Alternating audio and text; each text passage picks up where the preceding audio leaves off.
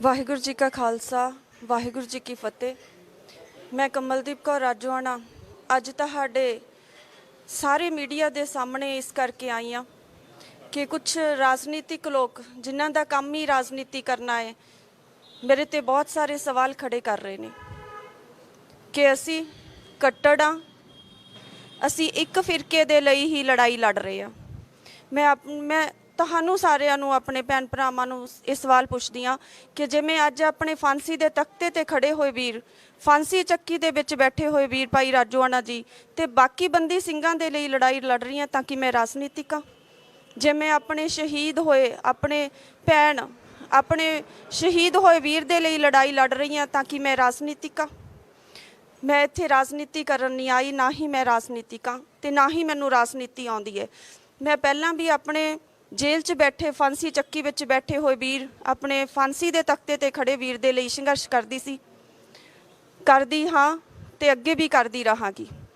अज जो मैं चोणां दे विच आई हाँ तो श्री अकाल तख्त साहब जी के हुक्म के अनुसार अपनियां सारियां पंथक धिरां पंथक जथेबंदियां दे कहण ते कि बंदी ਸਿੰਘਾਂ ਦੀ रिहाई दे लई बंदी ਸਿੰਘਾਂ ਦੇ परिवारां चों चोण लड़ी जावे। मैं इस करके चोण दे विच लाई हाँ ਤਾਂ ਕਿ ਬੰਦੀ ਸਿੰਘਾਂ ਨੂੰ ਇਨਸਾਫ ਦਿਵਾਇਆ ਜਾ ਸਕੇ। ਇੱਥੇ ਮੈਂ ਇੱਕ ਗੱਲ ਕਹਿਣਾ ਚਾਹੁੰਦੀ ਹਾਂ ਕਿ ਜਿਹੜੇ ਕਹਿੰਦੇ ਨੇ ਕਿ ਅਸੀਂ ਕੱਟੜ ਹਾਂ, ਜਿਹੜੇ ਸਾਡੇ ਪਿਤਾ ਜੀ ਸੀ ਉਹ ਸਾਬਕਾ ਫੌਜੀ ਸੀ। ਦੇਸ਼ ਦੀਆਂ 3 ਜੰਗਾਂ 62, 65, 71 3 ਜੰਗਾਂ ਦੇ ਵਿੱਚ ਉਹਨਾਂ ਨੇ ਹਿੱਸਾ ਲਿਆ ਸੀ। ਜਿਹੜੇ ਮੇਰੇ ਭੈਣ ਸੀ ਉਹਨਾਂ ਨੂੰ ਘਰੇ ਆ ਕੇ ਗੋਲੀਆਂ ਮਾਰ ਕੇ ਸ਼ਹੀਦ ਕੀਤਾ ਗਿਆ ਸੀ। ਮੇਰੇ ਵੱਡੇ ਵੀਰ ਜਿਹੜੇ 18 ਸਾਲ ਦੇ ਸੀ ਉਹਨਾਂ ਨੂੰ ਗੋਲੀਆਂ ਮਾਰ ਕੇ ਸ਼ਹੀਦ ਕੀਤਾ ਸੀ, ਲਾਸ਼ ਵੀ ਨਹੀਂ ਸੀ ਦਿੱਤੀ ਗਈ। कि मैं असी अपने उस जबर जुल्म के खिलाफ संघर्ष कर रहे हैं तो कि असी राजनीतिक हाँ। और मैं थोनों ये भी दस दियाँ कि जब साडा परिवार इन्ने जबर जुल्म का सामना कर रहा सी, हिंदू परिवार ने साडा साथ दिता सी। अज तक भी हिंदू परिवार ने जिहड़े साडे नाल जुड़े हुए ने साडा साथ दे रहे हैं। तो मैं जिहड़े राजनीतिक लोग अपनी राजनीति दे लई इसनूं हिंदू ते सिख दा पाड़ा बढ़ा रहे हैं, मैं उन्होंने कहांगी कि इसनूं राजनीति नाल ना जोड़ो क्योंकि हिंदू ते सिखां दी भाईचारक सांझ है। साडे दुखां दे विच साडे ते जदों जबर जुल्म हो रहा सी उदों तो लैके अज तक जिहड़े हिंदू परिवार ने वो साडे नाल ने, हमेशा उन्होंने साडा साथ दिता गा। ते जे मैं अज इत्थे चोणां लड़ रही हाँ तो बंदी ਸਿੰਘਾਂ ਦੀ रिहाई के संघर्ष के लिए श्री अकाल तख्त साहब जी के हुक्म ते लड़ रही हाँ। तो एक गल मैं ये भी कहना चाहुंदी हाँ कि जिहड़े भगवंत मान जी ने ਤੇ सरदार सिमरनजीत सिंह मान जी 2022 ਦੀਆਂ ਚੋਣਾਂ ਤੋਂ ਪਹਿਲਾਂ ਭਗਵੰਤ ਮਾਨ ਜੀ ਵੀ ਇਹ ਬਿਆਨ ਦਿੰਦੇ ਸੀ ਕਿ ਬੰਦੀ ਸਿੰਘਾਂ ਦੀ ਰਿਹਾਈ ਹੋਣੀ ਚਾਹੀਦੀ ਹੈ। सरदार सिमरनजीत सिंह मान जी भी ਇਹ ਬਿਆਨ ਦਿੰਦੇ ਸੀ ਕਿ ਬੰਦੀ ਸਿੰਘਾਂ ਦੀ ਰਿਹਾਈ ਹੋਣੀ ਚਾਹੀਦੀ ਹੈ। ਮੈਂ ਅੱਜ ਉਹਨਾਂ ਤੋਂ ਪੁੱਛਣਾ ਚਾਹੁੰਦੀ ਹਾਂ ਕਿ ਅੱਜ ਤੁਹਾਨੂੰ ਬੰਦੀ ਸਿੰਘਾਂ ਦਾ ਦਰਦ ਕਿਉਂ ਨਜ਼ਰ ਨਹੀਂ ਆਉਂਦਾ, ਜਾਂ ਤੁਸੀਂ ਪਹਿਲਾਂ ਬੰਦੀ ਸਿੰਘਾਂ ਦੀ ਰਿਹਾਈ ਦੇ ਮੁੱਦੇ ਤੇ ਰਾਜਨੀਤੀ ਕਰ ਰਹੇ ਸੀ।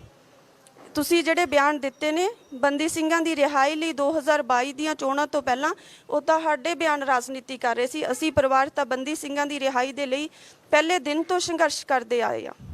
ਤੇ ਇੱਥੇ ਮੈਂ ਇੱਕ ਗੱਲ ਹੋਰ ਵੀ ਕਹਿਣਾ ਚਾਹਾਂਗੀ ਕਿ ਜਿਸ ਤਰ੍ਹਾਂ ਸਾਡਾ ਪਰਿਵਾਰ ਨੇ ਜ਼ਬਰ ਜ਼ੁਲਮ ਸਹਿਆ, ਭੈਣ ਭਰਾ ਸ਼ਹੀਦ ਹੋਏ, ਜਿਹੜੇ ਪਰਿਵਾਰਾਂ ਨੇ ਜ਼ਬਰ ਤੇ ਜ਼ੁਲਮ ਸਹਿਆ ਹੈ ਉਸ ਟਾਈਮ, ਜਿਹੜੇ ਪਰਿਵਾਰਾਂ ਦੇ ਬੱਚੇ ਸ਼ਹੀਦ ਕੀਤੇ ਗਏ ਘਰਾਂ ਤੋਂ ਚੱਕ ਚੱਕ ਕੇ, जिन्ना मामा दे बेटे चक चक के शहीद किए गए, भैणों के भरा शहीद किए गए, उन्होंने परिवारों को जाके पुछ के देखो कि उन्होंने परिवारों का की हाल है, किहो जिहा दर्द वो परिवार महसूस करते हैं।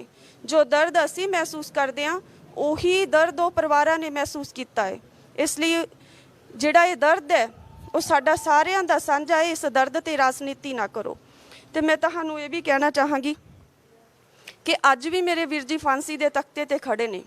ਜਿਹੜੇ भी इत्थे पार्टियां दे राजनीतिक लोग ने वो तो अपनी कुर्सी दे लई चोण लड़ रहे ने, पर मैं चोण अपने वीर ਜਿਹੜੇ फांसी के तख्ते ते खड़े ने, मेरे ਜਿਹੜੇ वीर 25-25 30-30 सालों तो काल कोठड़ियां दे विच जेलों दे विच सड़ रहे ने, मैं उन्हां दी बंदी ਸਿੰਘਾਂ ਦੀ रिहाई दे लई चोण लड़ रही हाँ, बंदी ਸਿੰਘਾਂ ਦੀ रिहाई दे लई संघर्ष कर रही हाँ। तो मैं इत्थे ये भी कहना चाहांगी कि 89 वैसे तो साडी कौम ते जुल्म जिहड़ा सीगा 84 1984 तो शुरू हो गया सीगा, पर 89 तो लैके 93 तक का समा वो सीगा जद साडी कौम ते बहुत जबर जुल्म होया। ਔਰ 89 ਦੇ ਵਿੱਚ ਪੂਰੇ ਖਾਲਸਾ ਪੰਥ ਨੇ ਸਰਦਾਰ ਸਿਮਰਨਜੀਤ ਸਿੰਘ ਮਾਨ ਜੀ ਨੂੰ ਪਾਰਲੀਮੈਂਟ ਭੇਜਿਆ ਸੀਗਾ।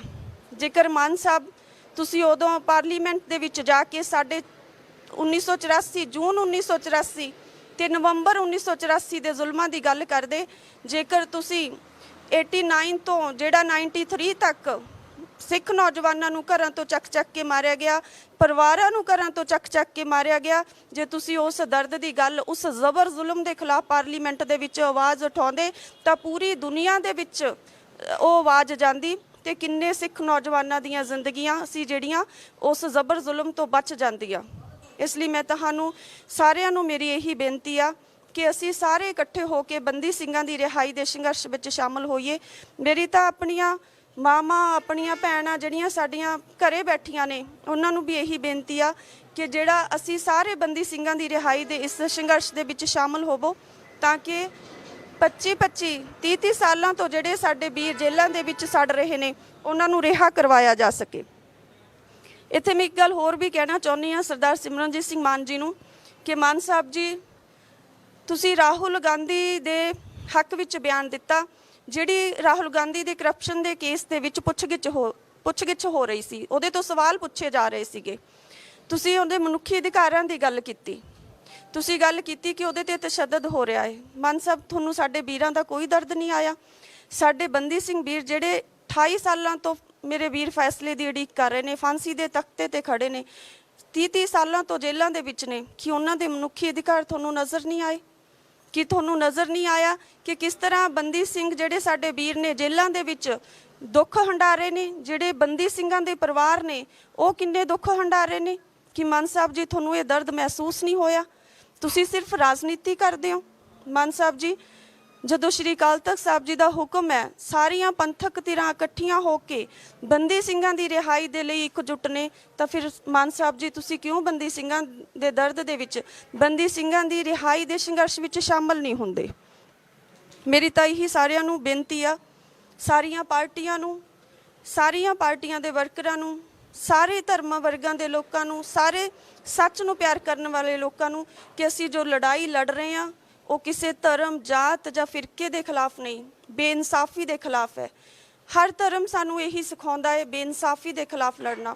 ਜਿਹੜੇ ਸਾਡੇ ਬੰਦੀ ਸਿੰਘ ਵੀਰ ਨੇ 25 30 ਸਾਲ ਜੇਲ੍ਹਾਂ ਦੇ ਵਿੱਚ ਹੋ ਗਏ ਬੰਦ, ਉਹਨਾਂ ਦੀ ਰਿਹਾਈ ਦੇ ਲਈ ਅਸੀਂ ਸਾਰੇ ਸਾਡਾ ਸਾਥ ਦਿਓ ਤਾਂ ਕਿ ਇਸ ਬੇਇਨਸਾਫੀ ਦੇ ਖਿਲਾਫ ਇਸ ਲੜਾਈ ਨੂੰ ਲੜਿਆ ਜਾ ਸਕੇ।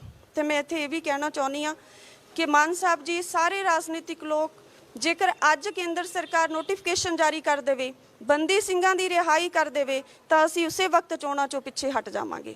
ਕਿਉਂਕਿ ਚੋਣਾਂ ਲੜਨਾ ਮੇਰਾ ਕੋਈ, ਮੈਂ ਆਪਣੇ ਮਨ ਦੇ ਨਾਲ ਇੱਥੇ ਨਹੀਂ ਆਈ। ਬੰਦੀ ਸਿੰਘਾਂ ਦੀ ਰਿਹਾਈ ਦੇ ਲਈ ਸ਼੍ਰੀ ਅਕਾਲ ਤਖਤ ਸਾਹਿਬ ਜੀ ਦੇ ਹੁਕਮ ਤੇ, ਸਾਰੀਆਂ ਪੰਥਕ ਧਿਰਾਂ ਦੇ ਹੁਕਮ ਤੇ ਆਈ ਹਾਂ। ਤੇ ਮੇਰੀ ਸਾਰੀਆਂ ਧਰਮਾਂ ਵਰਗਾਂ ਦੇ ਲੋਕਾਂ ਨੂੰ, ਸੰਗਰੂਰ ਵਾਸੀਆਂ ਨੂੰ ਇਹੀ ਬੇਨਤੀ ਆ ਕਿ ਤੁਸੀਂ ਇਸ ਇੰਨੀ ਵੱਡੀ ਬੇਇਨਸਾਫੀ ਦੇ ਖਿਲਾਫ ਸਾਡਾ ਸਾਥ ਦਿਓ ਤੇ ਸਾਡਾ ਸਾਰੇ ਧਰਮਾਂ ਵਰਗਾਂ ਦੇ ਲੋਕ ਸਾਡਾ ਸਾਥ ਦਿਓ। ਅਖੀਰ ਤੇ ਮੈਂ ਇਹੀ ਕਹਿਣਾ ਚਾਹਾਂਗੀ ਕਿ ਇਹ ਸੁਣ ਝਨਾਂ ਦੇ ਪਾਣੀ, ਸਾਨੂੰ ਡੁੱਬ ਗਏ ਨਾ ਜਾਣੀ, ਤੇਰੇ ਪਾਣੀਆਂ ਤੇ ਤਰਨੀ ਸਾਡੀ ਦਰਦ ਕਹਾਣੀ। ਵਾਹਿਗੁਰੂ ਜੀ ਕਾ ਖਾਲਸਾ, ਵਾਹਿਗੁਰੂ ਜੀ ਕੀ ਫਤਿਹ।